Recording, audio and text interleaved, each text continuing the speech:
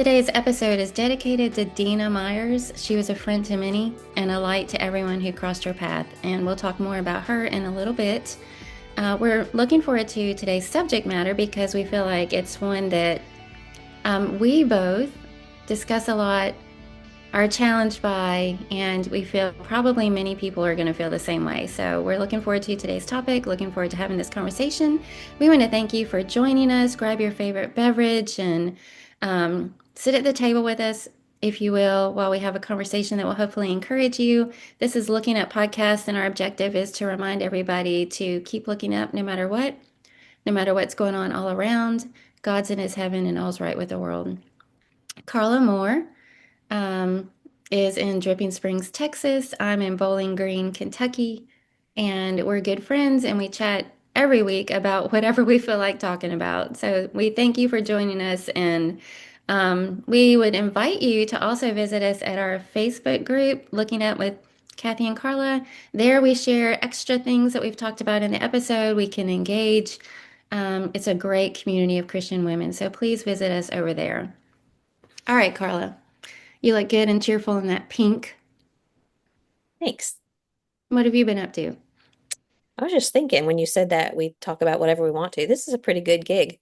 Yeah. It's a, I mean, it's like an appointment to talk with your best friend every week, and that's we get not only to talk about whatever we want to on the front end, then we get to talk about things that we hope will be encouraging to other people. And I think it serves a dual purpose because it reminds us, you and me personally, how to be balanced about things and how to look at things a little bit more biblically. So I like this. I'm glad we get to do it.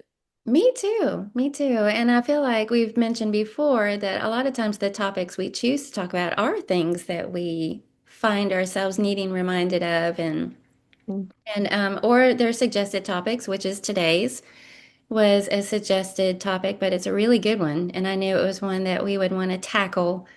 I feel like it's going to be a good conversation. If you're new to this podcast, this is very unscripted.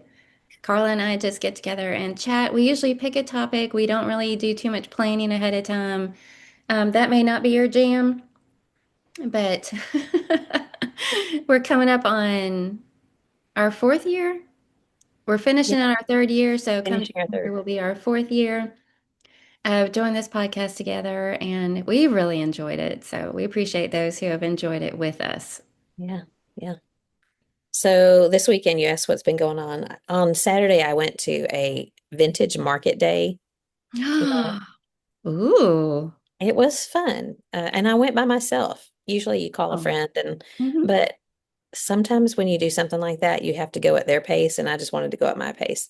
I had this X number of hours. I had like 2 hours I could go, and it was here in Drippin, which is a little unusual because we're a small town, but we have a great big, huge. It's called Ranch Park, and it as soon as I stepped foot in the door, it took me back about 15 years because it's where Micah did all of his FFA shows and the those Oh. old the Mhm. showed the pigs and things. Anyway, it was vintage market days, and so it's like a part craft show, part antique show, part all the food and stuff, and it was a lot of fun. And I did enjoy going by myself. It would have been fun to go with other people. I saw some friends that I knew, but so I found a few little things. I'll show you a picture of it because I couldn't bring it in here. And um, if you're just listening, sorry, you'll have to come back and see. But it was an old card catalog, a wooden Oh, card I love catalog. those things. I know, and I've looked for some. I have too. Usually they're big and they're just way Mhm. out of my price range. But this one, I told John, I just bought my own Christmas present. And he likes that, and I like it because it's something that I know that I want. But anyway, I turned it into my recipe file. At least Cute. one of the drawers I made a recipe file. So That's I found perfect. that there.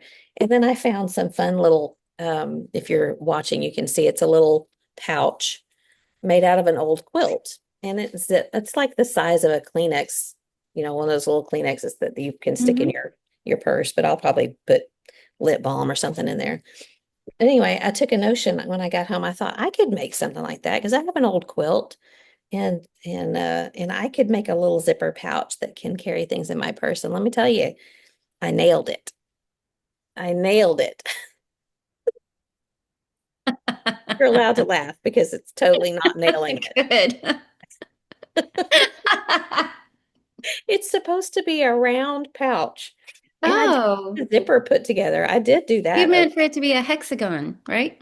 I don't even think it's a hexagon. I mean, I got when I stitched it around on on the inside, and then I turned it inside out. I just sat here and laughed because I didn't take into account the bulk of the batting inside, and Oh, I I see. mean, it's terrible. It's terrible, but I had fun trying anyway. So I just nailed that project. It looks like that Christmas tree that I tried to make when we had the daughters-in-law and over, and we were supposed to be a really simple outline of a Christmas tree that you stuffed, and made a little ornament out of it. And mine Mhm. just looks like a blob. Yeah. Well, I mean, I could still use it. Technically, it's useful, but it's not the least bit attractive. And so I just wasted part of an old quilt, but oh well, I had fun doing it. Well, this week I put a sewing machine in my wish list on Amazon. Did you? I did.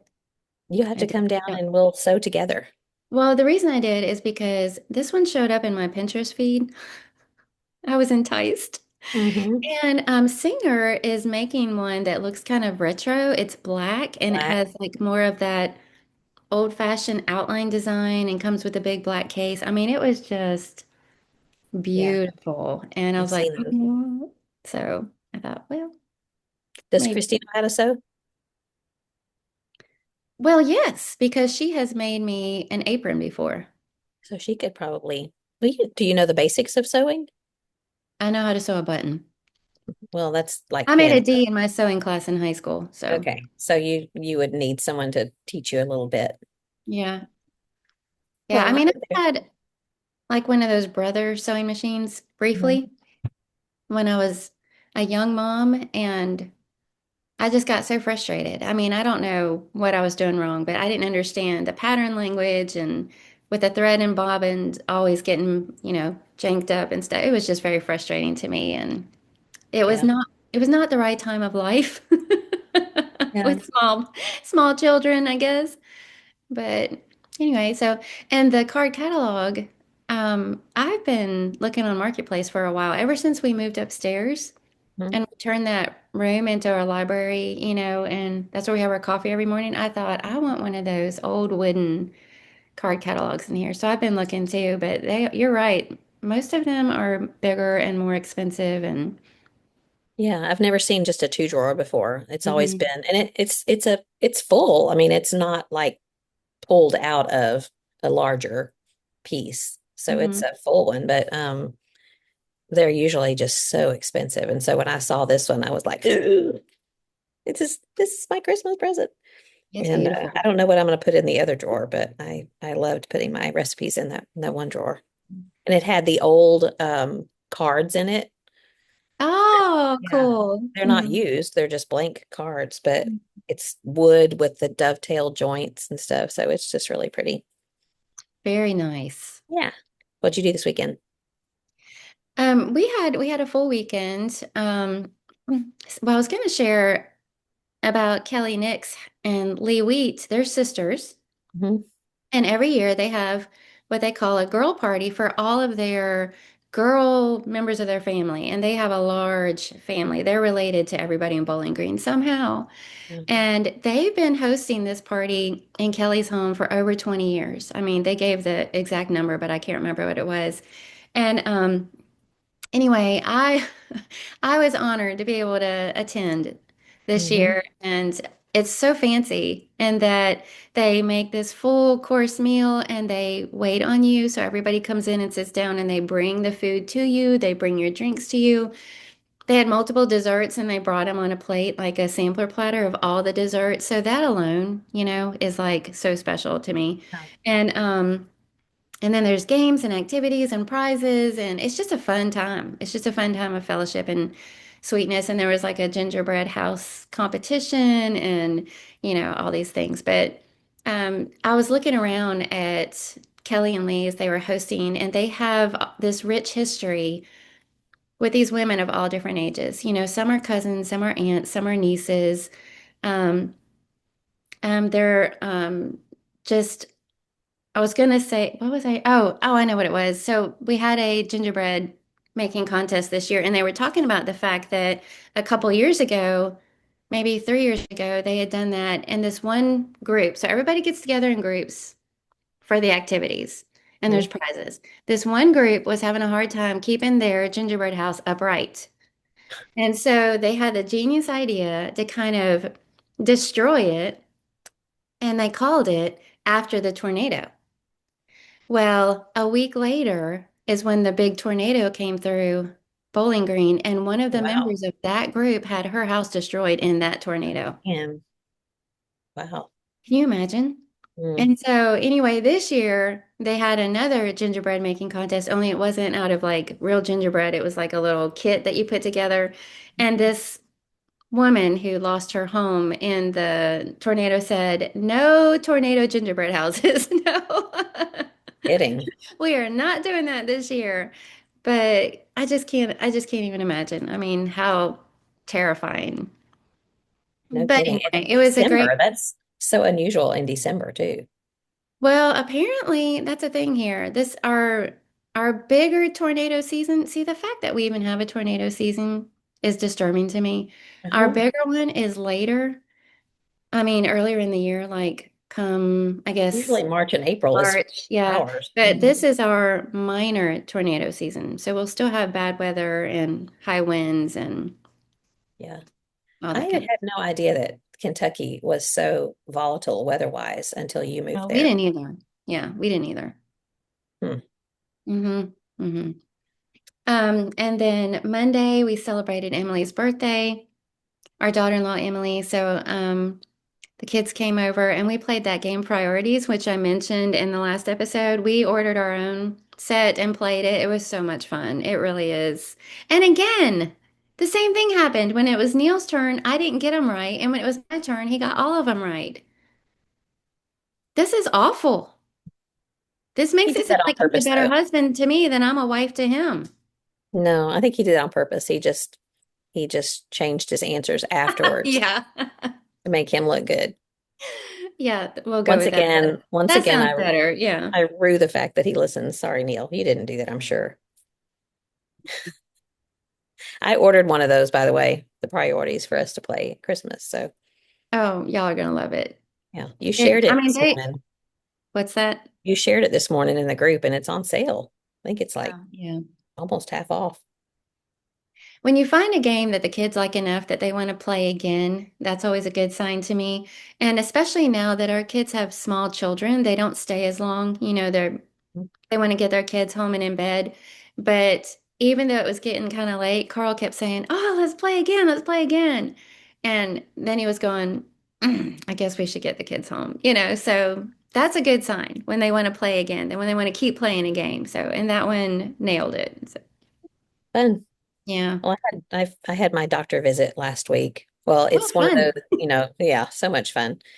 She does it part one, part two. Part one, you go in, you do the blood work and all the stuff, and then part two is when they tell you all of your results.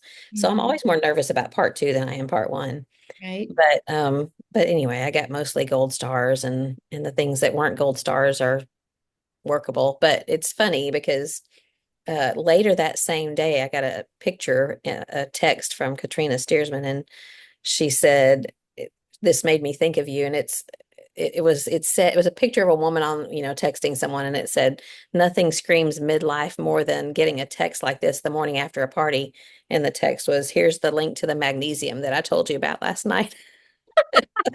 And she did. She told me about some really good magnesium. But I thought, my So doctor, true.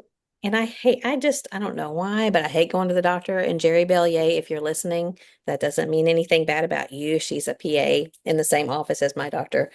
But so she'll always say at the beginning of the visit, just want to ask you, so this is your visit. You tell me some things that you want to talk about. And so what we spent the bulk of the time talking about was arthritis and hormones. And I thought, I am of that certain age now where I want to talk about arthritis and hormones. But anyway, I'm glad that that's over with for another year. Always, I don't know why I dread it. There's nothing bad about it. I just don't Well, I'm like it. glad you got mostly good stars, gold stars. That's good Hmm. news. Yeah, yeah. So Did I talk about my magnesium on here? I don't know. I don't remember it. If you did, Um, Sorry, I'm chewing up this cough drop. yeah, Okay, as now. long as you don't spit it out. Well, I had started taking reacted magnesium based on some advice from somebody who's been to see a hormone specialist and started taking it, consistently. And then, recently in September, I had some female issues where I was, possessed of the devil for a long time. And I had carryover itchiness. Let's just say that my whole body, okay, this is everybody, you're welcome. Welcome to my personal life. Um, like my whole body would just start itching like crazy. My stomach, my back, my head. I mean, just, and then it would go away. And then I'd start itching, and I thought I was allergic to things now, maybe because I know your skin gets more sensitive. So I switched everything over to unscented, everything. That didn't change it, so I start, maybe I'm not drinking enough water, maybe I'm blah, blah, blah. And then I finally started looking at what have I changed? I mean, I don't take things, I have a natural supplement that I take and singular. And I thought, what have I changed? And the only thing I could come up with is the magnesium. And I thought maybe I've developed some kind of reaction to magnesium. I don't even know if that's a thing. I mean, it was like a switch. As soon as I stopped taking it, all that itchiness went away and I started sleeping through the night. Really, magnesium is supposed to help you sleep. I know, that's why I started taking it. But I was getting up in the middle of the night to go to the bathroom. And as soon as I stopped taking it, the itchiness went away, and I have not gotten up in the middle of the night one time since. And I probably quit taking it like a month ago. Wow. What So kind of magnesium was it? it was called Reacted Magnesium. Hmm, It was recommended, and you pick it up at like a local pharmacy here. interesting. I'm just saying that was my story, is I reacted to it. But so you had started it right around the time that you were sick, or you had No, been on I'd been taking it. I'd been taking it for a few it? months.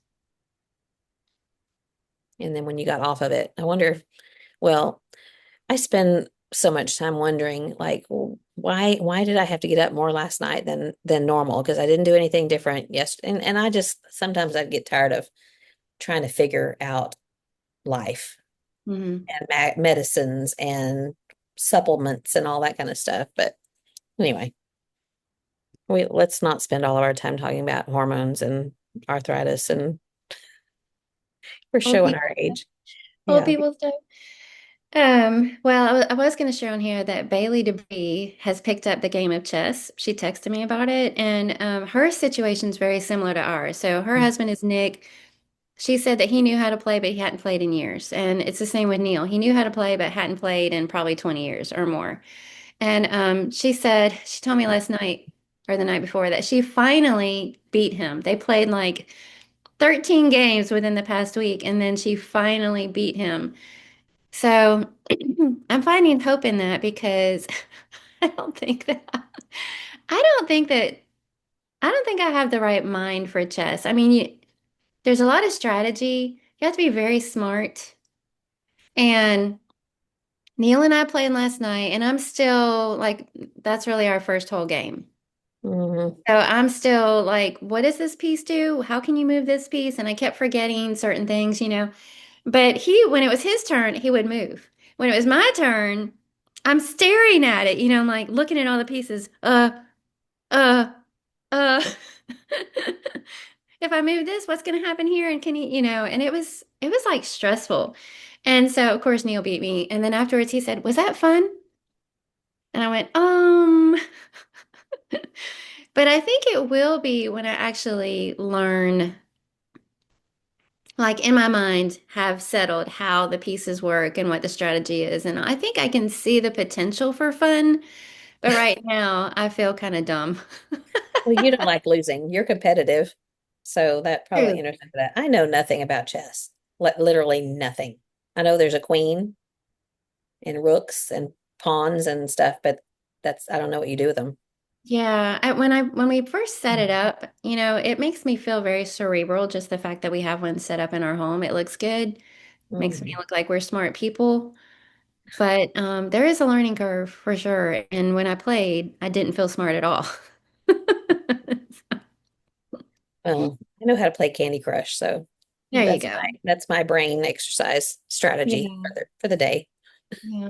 I also wanted to share on here a while back, I shared about asked people to, if they were willing to send cards to a woman who was going through a very difficult time. Well, her name is Shannon Anthony, and she had a granddaughter, 4 years old, diagnosed with leukemia recently. Well, I wanted to say that a couple of days ago, she was able to come home from the hospital after about 2 solid months this time in the Mm. hospital. So that's good news. Of course, they have long-term care, but again, I just wanted to thank everybody. She wanted to pass along to us. Thanks for all the meals and the cards and the gift cards and the money. And I know that this looking up audience played a big part in that. So many people reached out to her and encouraged her and sent cards and money and gift cards and it. So just know, hugely appreciated. And she really wanted to pass along her thanks to everybody. So they're home now, and will they have to be homebound or will they be able to go places? Do you know? I don't know all that. I don't Yeah. know. Yeah. Mm. I know that's challenging. So hmm I heard something on the Today Show this morning that I wanted to see what you thought about it. It was that Australia has now banned social media for anyone under the age or 16 and under. It's like Really? banned. Yeah, you're not allowed. They actually you have to have proof of your age. That it shut down all of the accounts for anybody under 16. Maybe it's 16 and Wow. under, or I can't remember exactly. But I thought, and they, the Today Show hosts were all about it. They're like, "Oh yeah, this is a great thing." I don't know. I don't know if they would feel that way if it was here, depending on who suggested it. But I thought, why? First of all, parents would need to be the ones to step up and say, "No, you're not going to do that." But I would think that that makes it easier for parents to say, "No, it's against the law." But all the studies that talk about how it affects teenagers and younger, the ones who are younger, as far as their, um, it just affects their self-esteem and the things that they want to be about and what they're influenced by. And I thought that was interesting that Australia banned it. And I think of Australia as being a pretty liberal country. Mhm. My What do you knee-jerk think? reaction is to think that that's brilliant. Hmm. I mean, we have laws in place for when kids can drive because they need to be old enough and mature enough to handle such a heavy responsibility, you Hmm. know, potentially dangerous activity. And I think, social media has been around long enough that, like you're saying, the studies are out that are showing the negative impact that it has on young minds. So I think it's brilliant. Yeah. Yeah, I thought so too. Um, Again, I think that parents should have already been the ones to say, you're not going to be, and a lot of people that I know are that way. But because it started out as different when my kids, I can't remember how old they were when it started. They were teenagers, I guess, when they were allowed. But it's just become such an influential part of a teenager's life, and it shouldn't be. So That's a I guess, pretty significant demographic for the marketing too, so that's impressive. yeah, yeah. And I've heard about skincare for 6-year-olds. Yeah. And I think, why does a 6-year-old need skincare routine? To me, that's just getting them down that road of what all you need to spend money on and make yourself look a certain way. So anyway, I thought it was pretty interesting. That is interesting. Huh. Hmm. All right. Do you have anything else you want to share? Well, I know you're going to talk about Dina, but I also wanted to mention Luann Rogers. And I don't know that did you know Dave is her husband, Dave and Luann Rogers? I don't know if you had met them. I would be real surprised if you had not come across Luann at some point. But she was a good friend. I've known her forever. And she passed away suddenly on Friday. She had a heart attack. And Oh, yeah, it when I thought about it, her mother donated a kidney to her probably 20 plus years ago, maybe even more than that, may have been 30 years ago. hmm. So she had some health issues, but I just saw her not too long ago, and I was just so surprised and sad by that, and wanted to express my sympathy and my love to the Rogers. Her maiden name was Stewart. In fact, when I told John, or John told me, and then I told someone else that Luann Stewart passed away. I didn't even know her as Luann Stewart. She was married when I got to know her, but just she was a such a good woman. Did a lot of Bible study books for women and videos and spoke a lot. And just, she was a wonderful woman. She was one of the things I always think about with her the day after we got married. So we married on June 14th, a Saturday. And on June the 15th, we were on our way up to New Mexico for our honeymoon. And it was a Sunday. So we stopped for worship that morning and she was there. That was where her husband preached, where we ended up stopping for worship. And I just remember how friendly and sweet she was. You know, the day after your wedding, you kind of just want to go, just get moving on your honeymoon. But she was just so sweet. She had a baby in her lap. And anyway, just wanted to express love and sympathy to the Rogers and the Stewart family for the passing of Luann. Hmm. I'm sorry to hear that. Yeah, Mm. that's all. Well, so today's topic I thought is going to be perfect for the lady that we want to honor, that we want to remember. And I mentioned in the beginning, we're dedicating this episode to Dina Myers, and she knew hers wasn't sudden and unexpected. She'd been battling cancer, and she knew that the time was coming at some point, and she and her family have been preparing for it. And just imagine how that changes your outlook on so many things when you know your time is short. Not everybody has that opportunity, but she knew her time was short. But today's topic is, I don't know what we're going to call it, but it has a lot to do with how to love and serve others, but still be present for your own family. How love the whole world and be there for your own family at the same time. And I thought, what a perfect topic to talk about and to think about Dina Myers, because when the first thing that comes to my mind when I think of her is her genuine love and interest in other people. I mean, absolutely genuine. I shared her picture the day she died, and the people that commented all said the same thing. To meet her is to love her and feel like you have a friend for life, because she had that ability to make you feel like you were special to her. And you walked away from her feeling that way. And, every conversation with her was going to be uplifting, encouraging, not in a Pollyanna saccharine kind of a way, but in a genuine, I love you. God's got this. And you don't have to go through it alone. I mean, she just had that ability to refresh your heart. That's what I said when I was asked what comes to mind when I think about her is she was truly somebody that refreshed my heart in the Lord. And she had she was had a role in ministry. She had a beautiful garden. She had a beautiful home that she opened up to so many people through the years. She had a knack for befriending people that she worried didn't even really like her, but she didn't let that put her off. She just was determined to love on them anyway, and ended up becoming good friends. I mean, that's just the kind of person that she was. But she had a family. So this idea of how to find that balance of, we know that we're to love God with all of our heart and then love our neighbor as ourselves, the first commandment and the second commandment.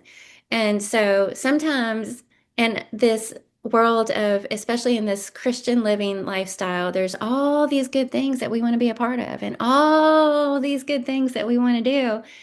And when you have a heart to want to be with people and do for people and take care of needs and fellowship and all these wonderful things, and then you have your family, sometimes it can seem like investing in all of these other good works makes you feel like you don't have enough time for your family, or you're not spending as much time with your family, or you're depleted, like energy level wise, when it comes to taking care of your family. So I think that's the gist of the suggested topic is how to find that balance between wanting to be there for other people and love on other people, but being present for your family and not missing out on any of that. So that's what we're going to attempt to talk about today. And I thank God for Dina Myers and her example in this. And in fact, I thought it was really interesting that, in my mind, I knew I was driving today's episode and I thought, I want to dedicate this to Dina Myers.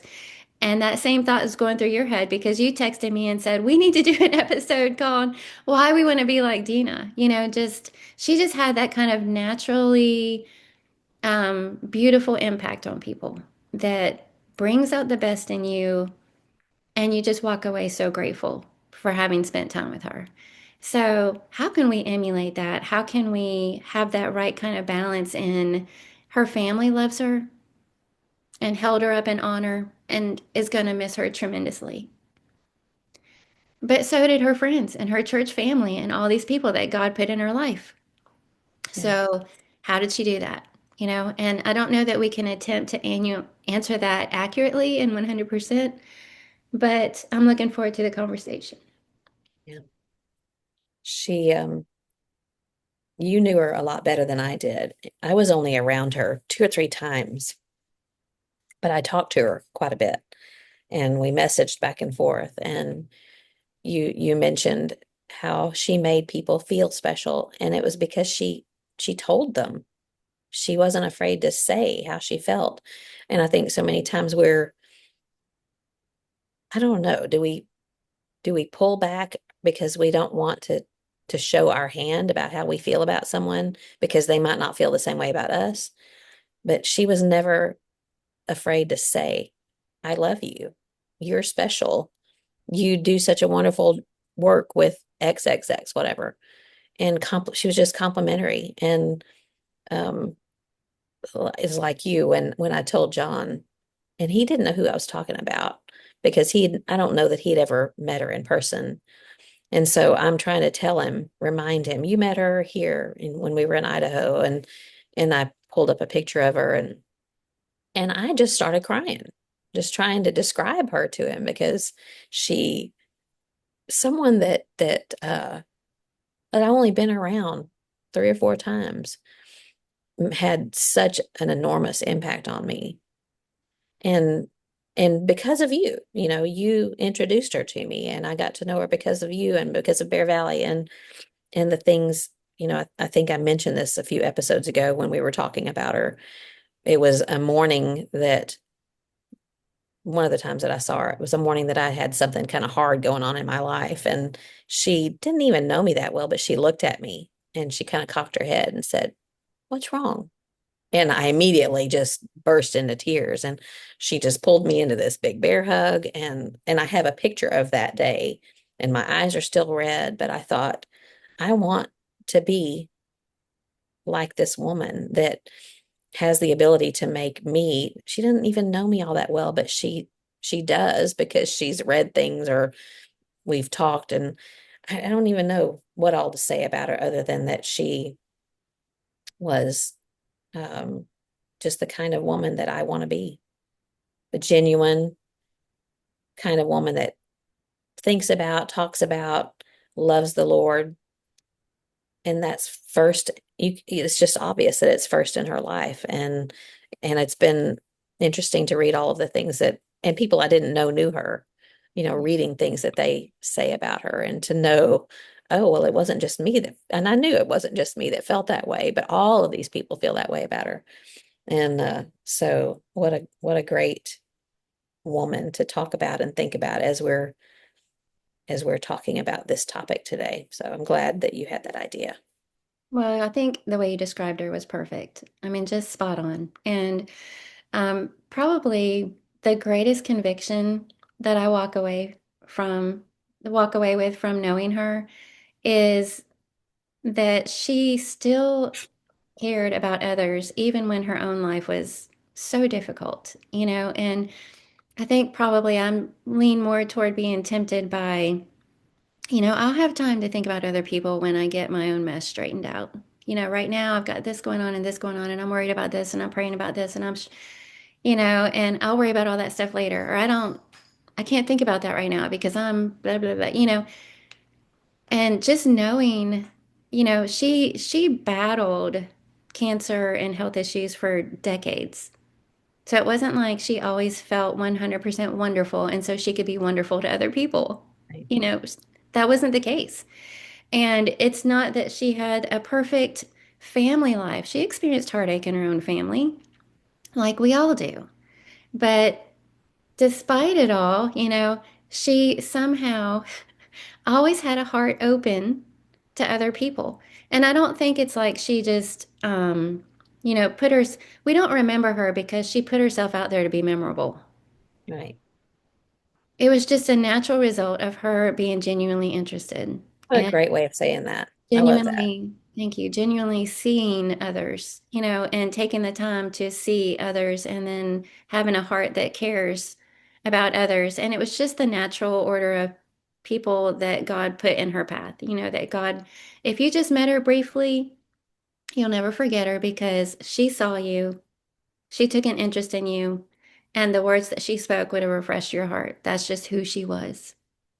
Yeah. And it never came across as scripted or artificial. That's just who she was. And you just kind of want to go, well, thanks. Thanks Yeah. for that. And we can all do that, and she lived in Salmon, Idaho, which is this tiny little town out in the middle of nowhere, Idaho, beautiful part of the state, but it's not close to any major city by any means. Yet look at the impact that she Mhm. had. And I even know of people who met her for the first time nearing the end of her life after she was already put on hospice care, who met her in that stage and were still impacted by her. So if anybody had a, check please card, I'm done, it would have been her. But, till the end, she saw Yeah. other people and was genuinely living out Philippians 2. Consider others, consider others, consider others. And surely that's the key to why she smiled and she was joyful and she still had her sense of humor. At the end, it's because she wasn't self-absorbed. She genuinely loved and considered others. Mhm. Well, I love that you said that she was memorable because she didn't set out to be memorable, because she was about other people instead of herself. And that's what I think was so shocking to me when you told me that she had passed, because I had just gotten a message from her, I don't know, 3 or 4 days before that. And I didn't realize that she was that close to the end because she didn't sound like it. She didn't say anything about it. In fact, she wouldn't say anything about it unless I asked her about her cancer or how she was, or that's just not what her life was about. In fact, you talk about someone with victory. She Mhm. wasn't concerned with um, this life because she knew that the next one was going to be so much better. So you just got to talk to her not long ago, didn't you? Yeah, Spend an I hour on did. the phone with her not long ago. I did, and that's why I was able to say she kept her sense of humor because, she dealt with some bizarre things that happened with her health, with near things that were happening. I won't go into all her private business here, but I just think about how much whining I did about in September when I was dealing with that one little issue, and she dealt with so much more. And she was like making jokes. I mean, like laughing about the things that would happen in daily life because of this or that, and just laughing, and just able to smile and able to keep a good heart and a good spirit about it. And you could tell she was grateful for every day of life and grateful for her loved ones and for the time that she still had with them, and also looking forward to going home. Yeah. I was going to mention that Paul, her husband, the day she died, sent out a text that said, "Today, Dina passed before sunrise to the sun who is risen for her." Wow, that's, I'll try and say it where people can understand me. Dina passed before sunrise to the sun who is risen for her, SON. And he said that she's missed in so many ways, yet in time, what I will miss most will be her laughter. Mm.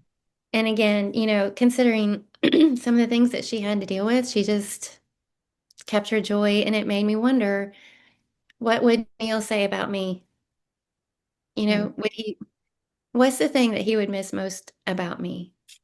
Yeah. And so that's the kind of impact that she had. And I think it's the perfect segue in today's topic of finding balance and being there for others and being there for your family.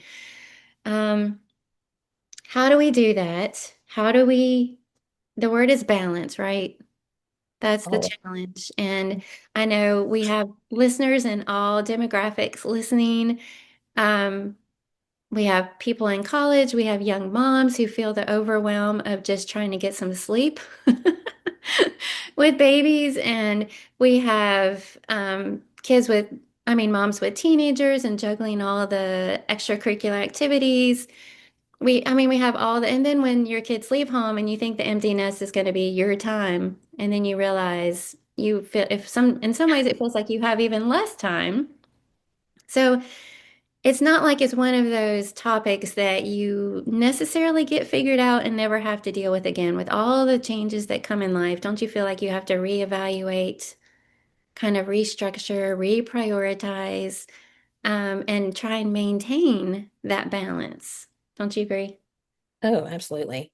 I remember when I was a young mom, it would have been when Jordan and Jacob were like probably 3 and 5. And Midge Siebert was an elder's wife at Southwest where we attended. And I remember her saying, she was probably younger than I am right now, but not much. And she said, I'm busier now than I was when I had kids. And I remember resenting it a little bit because I thought, my life is crazy with all these kids and baseball practice and school. And so they must have been a little bit older, but now I see that she was right. It's just a different kind of busy. It's not the same things that make me busy, but it's just a different kind of busy. And so I think we just have to kind of get over it and get used to it. And I don't mean that in the ugly way, but we just know that there's always going to be something demanding our time and attention. So how do we deal with that? And the challenge comes in that more often than not, all the opportunities that present themselves to us are good things. They're good things to go to, participate in, things you want to support. Generally, this is a Christian podcast. I'm sure most people listening are Christian women. And so you feel this desire there's all these opportunities out there now more than ever, and you want to be a part of it all. And you just can't. So the challenge is finding the balance and all of that, especially for those with children still at home who are trying to be present for their children, to be there for all those special family things. So um, it's easy to feel overwhelmed. I put on my notes here that this is the great ministry conundrum because anybody in ministry can kind of feel that same, pulled in all these different directions, and you have your church family and that you want to be a part of everybody's life, but you have your own family at home too. And sometimes it can feel like um, there's this imbalance, and Mhm. trying to find the right balance can be a conundrum there for those in. Especially if you're a part of a congregation like you are that has good things going on all the time. And how do you know which ones you take part in and which ones you just can't? So, yeah. Yeah, but I want to acknowledge that really it's the same challenge for any family trying to be faithful and involved, evangelistic, trying to practice benevolence, trying to be hospitable. Any faithful family is going to feel that same pull. All right, so I thought we would just talk about maybe two or three things. And the first one is maybe to start with shifting your mindset. That's where most things start, right? Shifting your mindset. And I always think back to when we went to college at Faulkner, we had Wendell Winkler as one of our instructors, and he was always saying, be balanced. And in particular, he was addressing those going into ministry, just be balanced, be normal. Don't, gain the whole world but lose your own family was a saying that he always brought up. Be balanced with your time. And so that's the challenge is finding the right balance. And I think I wanted to start out with shifting your mindset is because I think the problem comes in when we're picturing the balance. Maybe we're picturing like a balanced scales, and we put those good deeds or ministry on one side and family on the other, like they're two separate things. And then we're trying to keep them, I'm spending all this time in ministry, so now this is heavier, and that means that I'm spending less time with my family, or I'm spending too much time with my family and I'm neglecting some things I should be doing in ministry, and so they're out of balance. And how do I level those out and keep them that way? So I think that visual creates problems in and of itself. And really, the mindset shift should be to merge those together and to see that our family does ministry together. Ministry is our life. Ministering to others is our life, and we do it together as a family. And when you view it that way, then it's easier to kind of merge those things. We've talked on here before in an episode early on about, being a preacher's wife and being in ministry, and how sometimes you have to get creative, even with how you go on a date. That might look like you're going to go make visits together and then go out for coffee afterwards instead of, well, I'm going to do this thing your husband has to do this thing in ministry, but then make time to go on a date for you. But if you merge those things together, you can find that it's just as effective and even more meaningful, and will draw you even closer together. And I think the same thing can be said for the family life. If we learn how to merge those together, our children are involved in caring for others with us. And so then you're able to care for others and spend time with your children. Does that make sense? Yeah, absolutely. And what what I'm thinking while you're talking is that this means that we have to be on the same page as a family.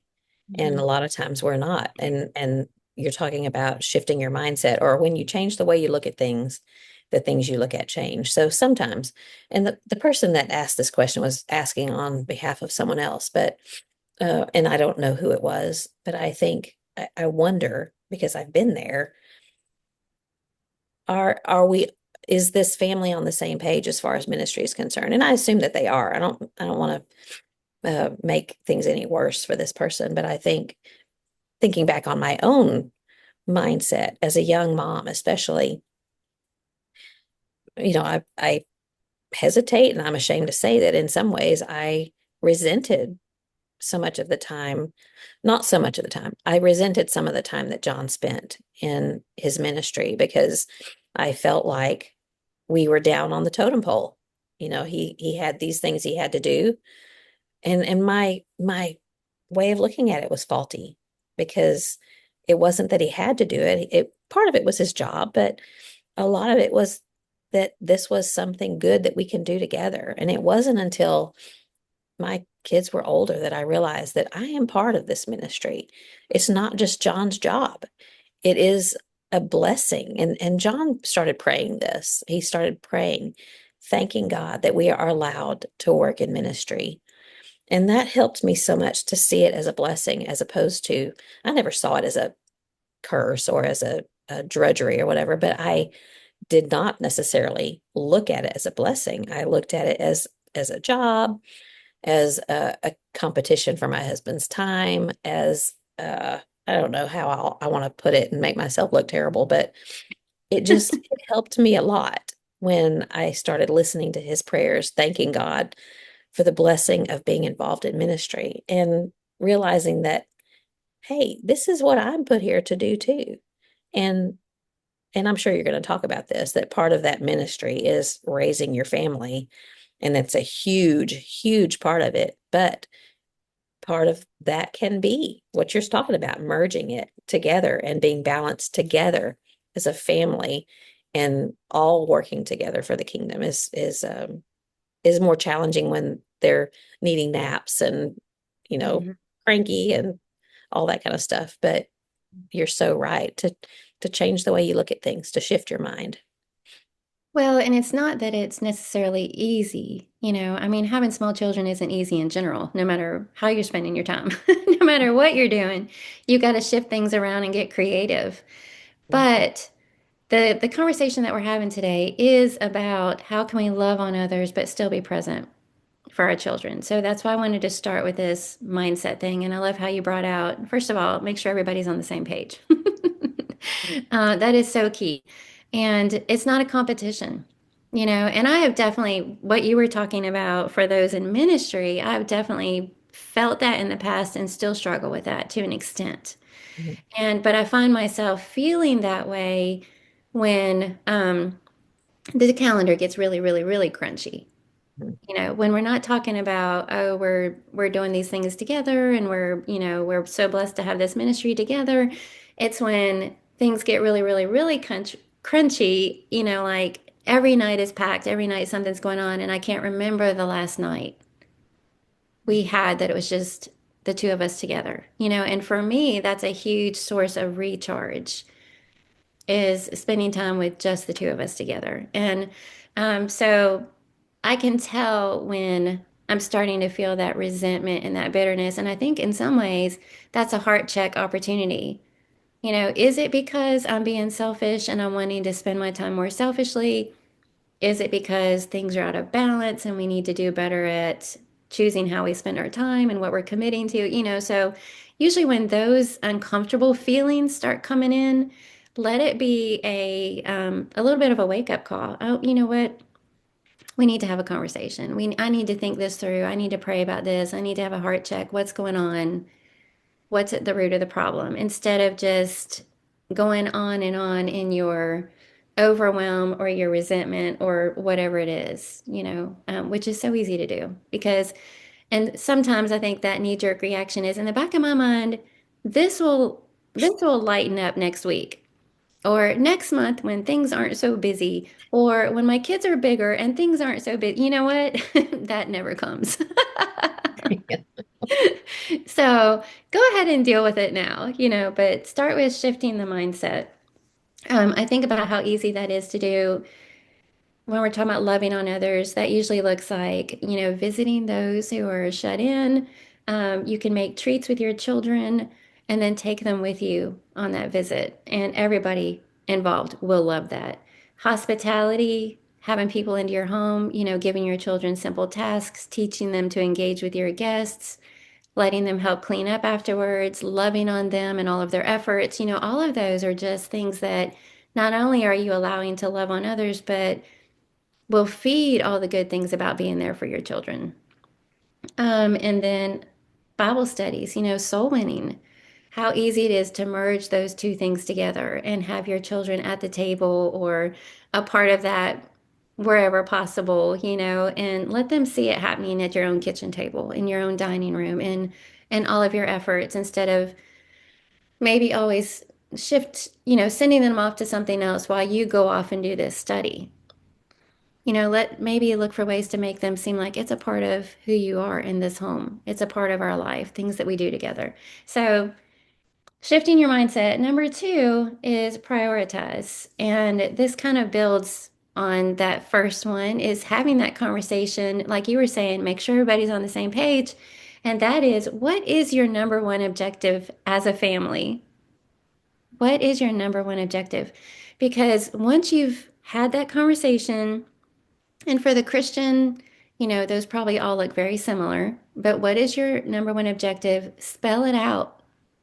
And that way, all the choices that come at you daily, weekly, monthly, annually, is that going to support our number one objective?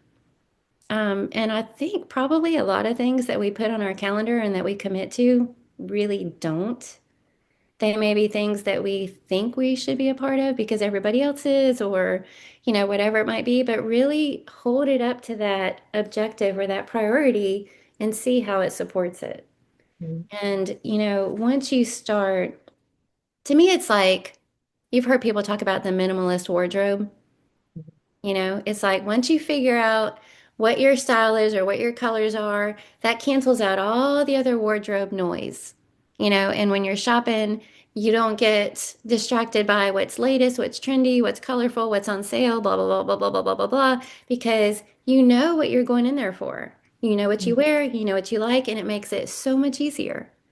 And then when you go to your closet, you don't have decision fatigue because it's so much easier. Everything coordinates, everything goes. It's because you've taken the time to sit down and say, this is what works for me. Yeah. And I think the same thing can probably be done with our schedules. This is our objective. This is what we've chosen is important for our family and what our family needs. And in some ways, putting things through that filter is going to make it easier to say, is this going to land on our calendar? Maybe every once in a while, but not a weekly commitment. Yeah. It's ironic that while you're talking, my brain is, we've how you've got that one track that you're intentionally thinking about, and then the one that's like running off on its own. And I'm thinking, okay, I've got to get some, I'm supposed to make salad and bring chips and a dessert for the family, before Bible class meal tonight. And I have x-rays, and then I have mom that I need to see this afternoon. And so those things are sort of warring in my mind with what I need to be doing right now, which is focusing on this. But um, you're talking about prioritizing, and I think there's some expectations in there that we think come from other people that don't necessarily come from other people. They come from our own mind, whether it's all the activities that are planned, especially this time of the year. You have the uh, cookie decorating and the ornament exchange, and you have this and this and this that you have to do, that you think that everyone expects you to be there. And honestly, not everyone expects you to be there. How do you handle that? How does your resentment come out when you're talking about it to someone? Well, I don't have time to be at that. How in the world do they expect me to do all the things that are set up to be done this week? There's just no way. There's naps and there's this and this and this. And again, I don't know who asked this question, and so I'm not assuming that they are having this kind of an attitude. But if we can communicate lovingly about it and just say, that's just something that I can't really fit in with our priorities and our schedule. Just the way that we communicate those Mhm. priorities is Mhm. something that we can all think about and focus on. And I wanted to just there's something one of my daughters-in-law lately has been saying, it's not my turn, or she'll say it's my turn. And I know what she's talking about because she told me about this, what she had seen online. Uh, and it has made a big impression on her. And I think it's helpful for other people to think about it. I'm not sure if it came from her view from home, but where I found it was on a blog called Okie Sunshine. I went looking for it because she had told me about it. So I'm not sure who it originated with, but it's just called It's Not My Turn. And it says, it's not my turn. It's not my turn to go where I want, when I want. It's not my turn to put my wants and needs first. It's not my turn to get butterflies on a first date. It's not my turn to plan a wedding. I've had my turn. It's not my turn to leisurely enjoy my coffee with slow mornings. It's not my turn to explore all of my interests and hobbies. It's not my turn to spend my days as I please. It's not my turn to spoil grandchildren. Hopefully, I'll have my turn. It's not my turn to take a Mediterranean vacation. It's not my turn to maintain a luscious backyard oasis. It's not my turn to have abs. I don't think it's ever going to be my turn to have abs. It's not my turn to binge watch Netflix when I've had a hard week. Maybe one day I'll have a turn, or maybe not. But it is my turn. It's my turn to have some sleepless nights. It's my turn for late night snacks so I don't have to share. It's my turn to have my clothes stretched out by little hands. It's my turn to have fingerprints on the screen door. It's my turn to have cocoa melon stuck in my head. It's my turn to do laundry, so much laundry. It's my turn to keep romance alive amidst the routine. But even more than that, it's my turn to start family traditions. It's my turn to memorize the perfect squishiness of chubby baby faces. It's my turn to let a popsicle make anything better. It's my turn to heal boo-boos with a kiss. It's my turn to cuddle and rock. It's my turn for park days and play dates. It's my turn for first steps, first words, and first days of school. It's my turn to earn my laugh lines and gray hairs. It's my turn to soak up the beautiful, exhausting magic of motherhood while the turn is still mine.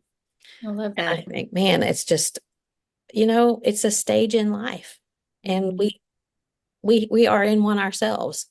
And Mhm. it's our turn for different things than it is for younger mothers. But Mhm. we had our turn and we lived through our turn and we graduated to a different turn. So looking at it that way and looking at priorities and figuring out what those priorities are, I think it's something we all have to go through. I love that. And it's, the perspective of the looking back versus being in the trenches. And the writer of that made it sound so sweet. There all the things that she mentioned with the fingerprints on the glass sliding door, whatever. I'm envisioning all of that. I'm just recalling all of that. And on this side of things, my recollection is only sweet and sentimental and oh, I miss all that. But I remember being in the moment how exhausting and overwhelming it is and how you wish you had more time for yourself or to do all these other things. And so I love that whole phrase idea. That's really good. Yeah. Well, she said it when I first heard her say it was at a meal when she can't sit down. She's got little ones and I said, are you gonna eat? And she said, it's not my turn. And I thought I knew what she was talking about. She was referring to this little essay or whatever. So Mhm. yeah, just remember you will have a turn Yeah, later. that's cute. I was thinking about those old-fashioned pocket calendars. Do you remember those? Hmm. You'd flip them up and the whole month was there and you would just write in. And I say bring back the old pocket calendar because I loved how easy it was to see at a glance what your month was shaping up like. And, now I still do paper planner because I like it better, but mine is by the week, because there's all this space where you can write down what you want to do every day. Um, but with that old pocket planner, in light of priorities, just kind of keep something like that in mind and list out what you're committing to for the week or for the month. And sometimes just seeing it in black and white can help you see what needs to be shifted around, what's out of um, order, what's out of balance, what is taken away from the priority that you're trying to accomplish, what's leaving you feeling frustrated. Some things you actually do have control over. Yeah. Some things we don't, but some things we do. And if it's something you're wanting to do for others, is really taking away too much time for your family, then, maybe this isn't your season for that, like you were saying. But if something you're doing with or for your family is keeping you from ever serving others, what is that thing that you've committed to? And does it even reach your objective? Doesn't even reach your priority? I think about those with older children.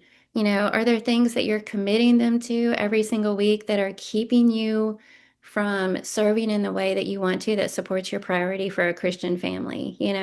Those kinds of things that we can question. What kinds of things are taking up our time, and are they actually supporting our number one priority, our objective? I saw this illustration that I loved, and it said, the things we do things to us. And the illustration was of somebody painting. They were like painting this person on a canvas, and it showed the person on the canvas reaching out and painting the heart on the artist. And so the illustration there was, they were putting time into this painting, but the act of doing that art was doing something for their heart. And Mm. I just thought, what a true statement that is. Obviously outside of creative, but everything that we do, the things that we choose to do are doing things to us. The things that we choose to do are impacting our families. And so thinking about it that way, and with your every yes or your every no, you're investing in something. And Yeah. so being able to prioritize what your number one objective is as a family might make it easier to determine what all you say yes and no to. What do you think that your boys would say looking back on their childhood? What they remember the most about your work in Virginia or your work in Colorado? I say work meaning your ministry. what do you think they would, I mean, it might be interesting to have a conversation with them and ask them, what do you remember about that? And what do you remember about me? I think that if my boys were honest with me, they could say some not very complimentary things about how I handled certain situations. But I think at the same time that their life was pretty sweet. I know it was because of the people that we came into contact with in ministry and the service that they saw and that they did. I think it'd be interesting to have that conversation with our kids. I think the highlights, especially in light of this conversation looking back, would be those times that we spent time with other families, had people in our home, those kinds of things. Looking back, and we've had this conversation before, but I definitely have regrets. Mm, I do. And we chose to homeschool just because of certain, well, that's a long story. We chose to homeschool. And so I was even with my children, a lot. But I still feel like looking back, I spent way too much time on my laptop doing mm, other things. They were good things, if you will, but I feel like those were things that I could have shifted down the road. mhm, And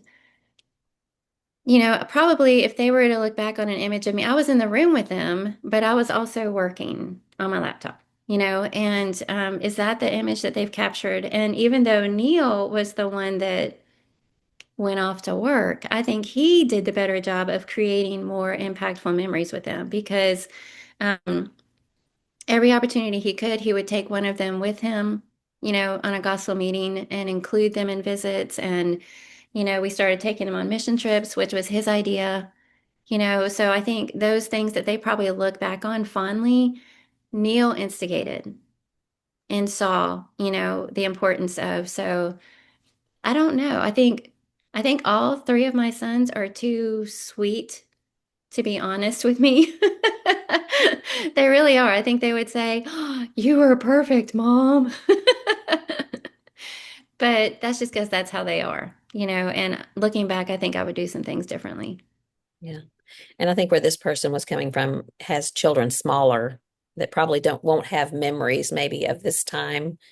And so, talking about babies and little bitty ones uh that what they need is security and love and maybe they don't get to nap in their crib or whatever they sleep in on a Sunday, but they'll sleep on your shoulder and it's going to be okay. Mhm. Um I think that's what I kept thinking about when I was reading this. Being when you feel spread thin because of all of these good things, it's gonna be okay. And I hesitate to even say that because we even mentioned this not too long ago. Well, why didn't I think of that? It's gonna be okay. I mean, that doesn't help. It really doesn't help to hear that. But I hope it does a little bit that you might not make every decision perfectly right when they're little bitty and you feel super spread thin. But but if your priority, like you're talking about, if your priorities are right, it's gonna be okay. Your Well, and you children had are not. mentioned earlier, what's our attitude when we're making those decisions and if we're having to, give a gentle no to somebody. What's our attitude? It's because you're just so busy and so swamped and you can't possibly, that attitude is going to seep out into our families as well. And if your heart is, you want to be there for your family and you want to be there for others, they're going to see that, Hmm. that it's not a matter of, oh, there's just so much going on. I can't stand it. They're going to see that. But Hmm. if your heart is, I really feel this desire to want to love on the people that God's put in my life, but I also know that I need to be present for my children. They're going to see that desire in you and how you're trying to accomplish it while you're taking care of your children. And you may not always do it perfectly, but they're going to see that it comes from the very best place possible, of one that just wants to be the hands of Christ for others. They're also going to see if you're just constantly filled with bitterness and resentful because your time is not your own. The story of my life is this visual that I have in my mind of a balloon that's blown up really tight. And if we are wise enough to just let a little air out gently and kindly, then it's just going to seep out, communicate carefully. But what ends up happening is we blow it up so tight that all of a sudden it just flies everywhere and it's zipping around the room and think of it as an angry balloon at that point. Mhm. That's what happens to me when I let things get built up too much and I don't let it out and don't communicate lovingly. I keep using those words like I know what they mean because I'm not very good at it, but just say, why can't we just say, I'm feeling some pressure and I need, can we talk about this? Or I just need to blow off some steam to you, John? Okay. But what ends up happening is I blow it up and then all of a sudden I'm zipping around the room angry. So Mhm. learn to not be like me and communicate when you start feeling it, when you start feeling yourself going down that road, that that angry road, let a little steam off carefully and lovingly, and then you're not gonna pop and explode. Well, and we have to bring up dear old Martha. That's where she found herself in all of her busyness. She started worrying about the wrong things and becoming resentful of others and taking it out on others. And, the Lord had to set her straight. Martha, Martha. Yeah. I know there are many, many times we need a Martha, Martha Yeah. moment. So And said just like we may that. be doing with good things, doing good things, but if it ends up souring our attitudes, that kind of defeats the purpose. Yeah. All right, Yep. we need to move along here. So the last thing I wanted to mention is protect the blank space. And I've talked about this on here before, but again, back to the idea of the pocket calendar, if you will. And you've got things that you've already committed to in your week. And then, an opportunity comes up, somebody asks you to do something or to participate in something or whatever it is. If that's your only blank space left that week, try to do your best to protect it and leave a blank space, protect the blank space because, you think, oh, yeah, I've got that night open.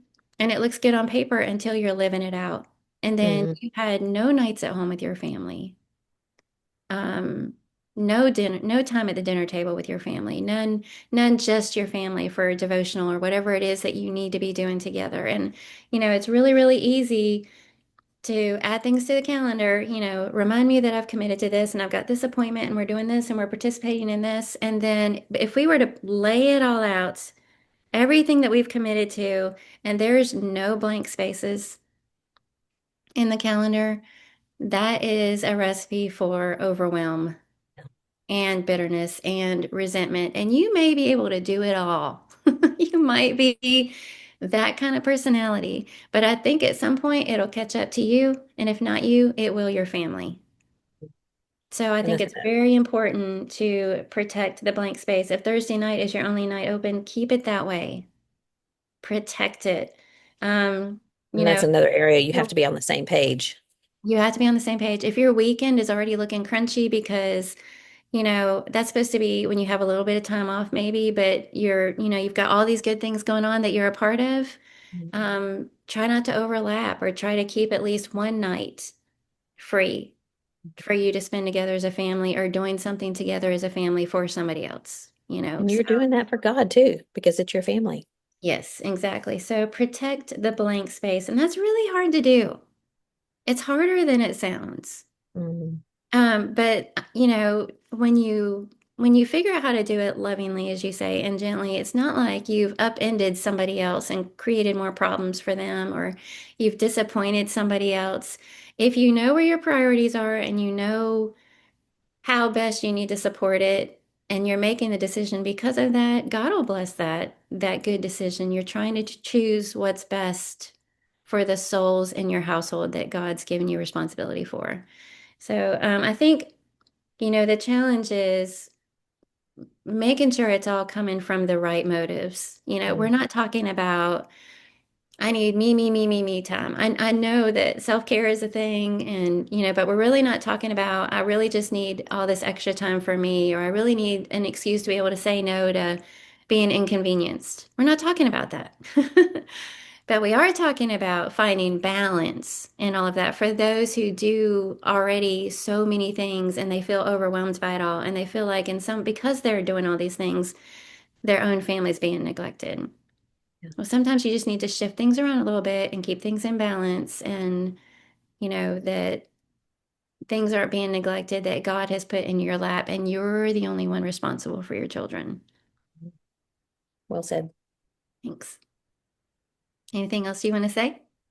Well, no, the only thing that I wrote down, the only other thing I wrote down is that we might need to have a take a long, hard look at ourselves and decide if we are using our time wisely. Because I mean, this goes along with prioritizing things, but are I if I looked at my schedule, I could find some areas where I could cut down on this or that, and maybe my time is not being used wisely. And you have to define it yourself. What's wise? You know, if this is something that you really need to do for your family, is this something you really need? You know, if you need a bath every night, if you just need a 10-minute soak by yourself, then you're using your time wisely. But maybe you need to look at it again and reevaluate whether or not you're using your time wisely. And I don't mean that unkindly in the least, because we can all improve in that area. But if we're not using our time wisely, then maybe that's part of the schedule. Maybe that's part of what we can do to not be spread so thin, as if we can reshift things around. Well, and I almost hate to bring up the social media thing because I feel like I talk about that a lot, but probably because I feel the pressure there too, maybe part of why we're spread so thin is because we've got that presence also, Mhm. and we're giving that space probably for good things, that we're trying to do and support, but we're giving that space, that social media space, our presence Mhm. um, in ways that, can be time wasters, but they can also be good things. So evaluate that too in light of the presence that you need to have with the real people that God's placed in your lap right Yeah. now. Yep. So that's another one to consider. Mhm. Good. Okay, good conversation. Do you have something good for us? I do. I it's I wish that I had it to show you, but I don't because I ate it. But it's peanut brittle at that same vintage marketplace. Hmm. I mentioned that they had all the food, but I don't know if you like peanut brittle. I'm not a huge peanut brittle lover. Like some of it now and again. But there was a vendor. Actually, it was where I bought this little thing. And she said, if you like peanut brittle, the best peanut brittle I've ever had is at that booth down there. So I went down there and bought a little package. And it's called Okie Brittle, like Oklahoma, Okie Brittle. And they have a website, okiebrittle.com. And it's not super cheap when you buy. I mean, I guess they add their shipping into the price. But I feel a little bit silly saying that my something good for you is peanut brittle, but it really is delicious peanut brittle. So if you want some good peanut brittle, okiebrittle.com. Okiebrittle.com. All Mhm. right. All right. Mine is a decluttering hack that I ran across 2 or 3 weeks ago and I put into practice and I absolutely love it. And it is so all the boxes that are coming into your house on the daily right now, Mhm. you just when one comes in and you take out whatever you've ordered, fill it with something else from your house and go put it out in the trunk of your car to drop off at the drive-through Goodwill or whatever thrift store that you support. And when when I first ran across this, I sent it to all my daughters-in-law, and I was like, "This is brilliant." Mhm. And it's almost embarrassing how many boxes, of course, we're all shopping for the holidays, but it's almost embarrassing to me how many boxes are coming in on a regular. And I'm opening them up and putting them in the extra room on my main floor and then choosing a drawer. So I've gone through a couple of kitchen drawers. I went through a cabinet, and just filling them up with things that can be passed along to a thrift store. And then I had them all lined up, and then Neil loaded them up in the back of his truck and took them into town for me. So I loved the idea though, because with so much stuff coming in, it's really easy to just fill those boxes and send it back out. And I can't remember if I shared that on here or not, but husbands love it because they don't have to break down those boxes anymore. They're just being filled with good things and sent right back out. So that decluttering hack is my something good for you. I saw that too, and I thought it was brilliant. I've done a little bit of it, but it also means that it's a really good time to go thrifting. No, that defeats the purpose. Oh, but I mean, people are giving away some good stuff right now. I mean, you can That's true. still, if something comes in from the thrift store, you can turn around and send something back out. That's true. You can use the same principle.